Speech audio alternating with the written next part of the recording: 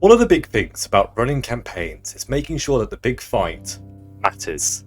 In today's video, we're going to discuss the boss fight, the mechanics, and the various other things you should consider when running them. Hi, I'm Loki, and welcome back to the lair, everybody. I want to say thank you to all of you who watched my previous video on the secret to starting a great campaign. I received a lot of good feedback from you guys, and I really do appreciate it. Today's video is a bit different though. The subject is something that is highly regarded in this community, the art of the boss battle. The reality is, there are lots of ways to run a boss fight, but today I'm going to share with you what I've learned from running hundreds of henchmen and boss battles over the years. Boss fights are used to mark the end of an adventure. A great boss fight can really seal the deal and make an adventure memorable for your players for years to come. But a bland or boring conclusion for an adventure will allow it to remain just that, boring. It's our job to leave a lasting impression on our players and keep them motivated to continue actually taking part in this hobby moving forward. I plan to do a video actually discussing villain archetypes at some point, for which there are many. We will talk about the ones that are good and which ones are not. But this video is more about actually running a big fight, actually getting out the minis, throwing a map onto Foundry or Roll20 or whatever the fuck you're using, or the grid paper out, whatever you guys do. We're going to be talking about that, right? And it doesn't even have to be the BBG. It could be any boss fight with a minor boss from any adventure. Perhaps an ogre who rules a clan of goblins that have kind of taken over a abandoned fortress, maybe a dwarven fortress. That sounds pretty sick to me, and especially for like a lower level, or maybe like a mid-level adventure, I'm actually planning to put together an adventure based on this idea for my Patreon this week. So if that's something that's interesting to you, feel free to sign up. It's going to be rules agnostic, which means that you should be able to run it for pretty much any system that you guys are interested in, as long as you kind of have an idea of how to set up encounters and how many goblins would fuck up my party. As long as you can kind of answer those kind of questions, I think the adventure that I'm planning should be really, really good for you. I probably will also prepare some like examples from like 5e and Shadow Dark, which is mainly what I'm playing at the moment. Just so you have a bit of an understanding, a bit of a roadmap of what to do. The one thing I always tell people in general when running combats is to try and make things quicker. Long encounters can be very boring. Not everyone has the patience to sit for 4 to 5 hours in one combat situation, unless they're fighting Orcus or Tiamat or some shit, I mean, sure, there are war gamers out there, and I imagine some of you guys are watching this video. What's going on? Nice to see you. My name's Loki. But a lot of you guys are, bringing people into your games now who aren't war gamers. A lot of them are more modern players, people who've kind of come in the last, 5-10 years.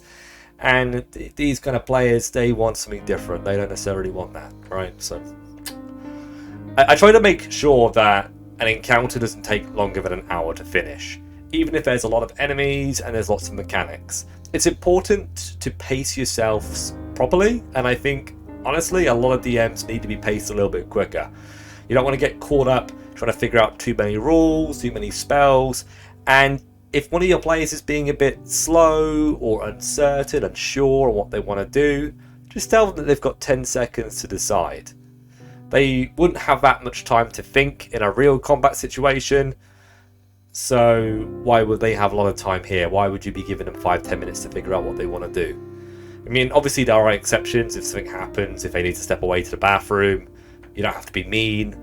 But a lot of players don't realise that by being slow, they are holding everyone else up, and I actually think that's a bit rude. And you're also slowing yourself from being able to have a future turn and actually being able to finish combat and move on to more content.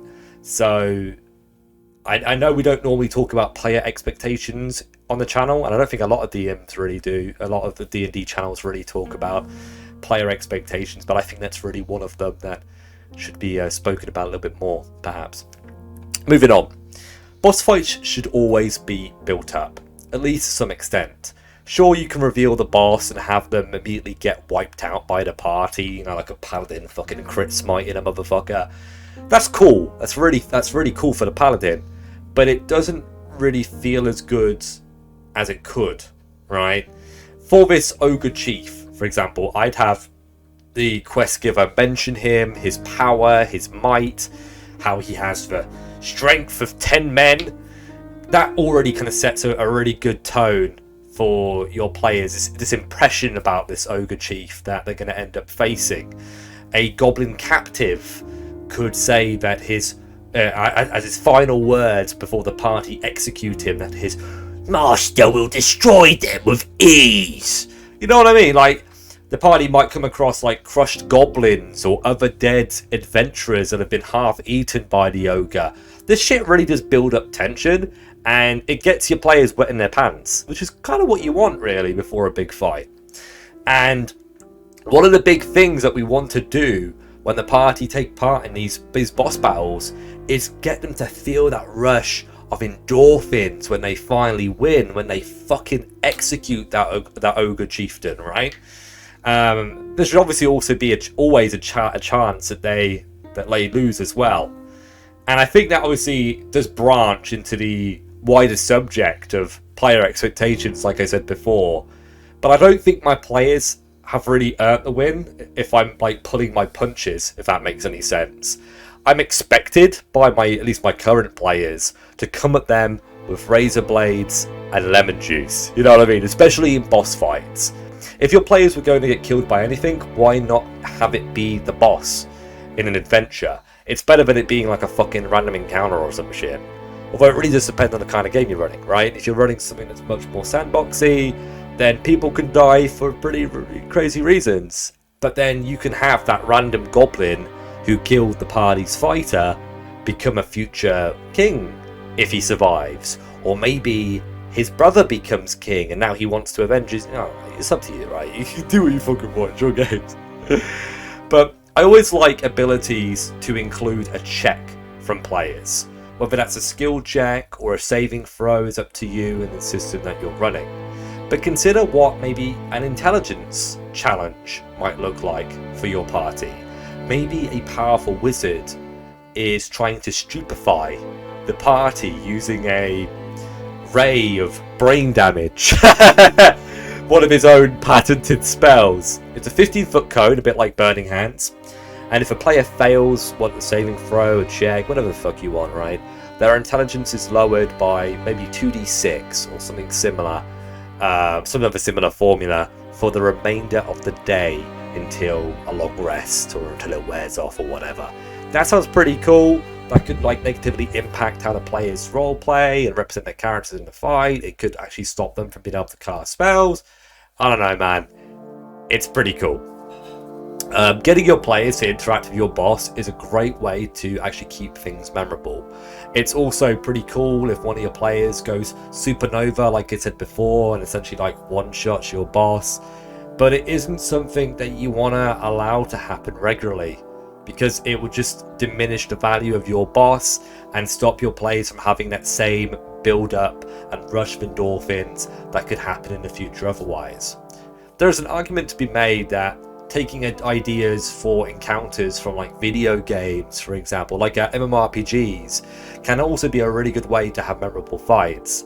The people who create those encounters for MMORPGs get paid to actually do that, so they must have some skill or understanding in what they're doing, right?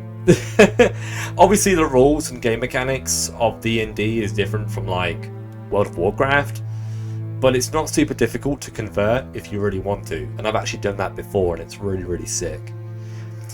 In this example that I'm just going to use for you guys today, a group of players is attacking a goblin fortification. As you can see, there are many goblins out in the open. There are some behind cover and others not. But a few of the goblins are manning some pretty heavy machinery on an elevated position, a fixed crossbow, like a scorpion, like the Roman artillery piece, right? So it's like a big old crossbow fixed in position. It's got a shield on the front which protects the the people who are kind of manning the Scorpion from taking any damage, or at least from projectiles, for example, which means that the players are going to have to consider some sort of strategy in order to defeat it. This isn't necessarily a boss fight that I'm showing you, but it is a good example of the kinds of things you should be thinking about when running a boss fight. It's supposed to be special, it's supposed to be different. Players always remember the encounters with memorable creatures, creative mechanics, and interesting results. Whether those results are the death of the player characters, a sudden flip from defeat to victory, or some other miscellaneous reason, the point is that those encounters stand out, right? Using additional grunts, ads, that's what it's called, right? To make the encounter more dynamic is another way to make a boss fight really stand out. If you're fighting against a necromancer, why on earth would you not want to include what the necromancer is able to summon? Skeletons and zombies and shit. They could have one hit point and weaker attacks than they normally would, and it would still be far more exciting than not including them in the first place. At least it gives characters with like AoE abilities something to do. It stops the Lich from getting piled on, right? Very, very important to do that in big boss fights. Big recommendo from Loki, I'll tell you that. Phased encounters is also a really fun idea. The concept that your boss evolves during the fight based on the progression. And typically this progression can be a number of things, but for me it's normally based on the remaining hit points that the boss has. Perhaps the Necromancer that I spoke about before suddenly raises 2d6 skeletons once they hit 50% hit points. Let's say they've got 100 hit points, so on 50 hit points they raise 5 skeletons. That's pretty sick, right? Immediately roll their initiatives, have them added to the initiative order, and continue. If that means the skeleton gets to act straight away, cool. That's what you want. You want them to be able to act straight away and kick some ass and get involved. I think that's pretty fucking sick. I know a lot of these ideas sound simple enough, but as a dungeon master, we are our own worst enemy sometimes, and we need to be able to see the wood from the trees, if that makes any sense. So I really hope these ideas and this video has helped. As always, make sure you guys leave a comment below in the commento section. I'd love to know what cool encounters you guys have actually run for your players in the past, and whether you've actually used any of the stuff that I've talked about in this video for your players. I'm also interested to know, if you actually like what I've kind of shot out, whether these ideas are kind of helping, if it's kind of helping you kind of put 2 and 2 together, especially for those of you who are newer Dungeon Masters. I know I've got a lot of OGs in the house. I've got a lot of people who've been running D&D for 10, 20, 30 years, but especially to my newer audience, those of you who are dabbling and stuff like that, let me know how these videos are helping. It is really nice to hear what you guys say. And obviously, as always, make sure you guys join the community Discord, and if you'd like to support me and my future projects, you're very welcome to sign up to my Patreon. The starting tier is only $3 a month, price of coffee, and it really does help me out. I'll see you guys next time on Loki's Lair. Until then.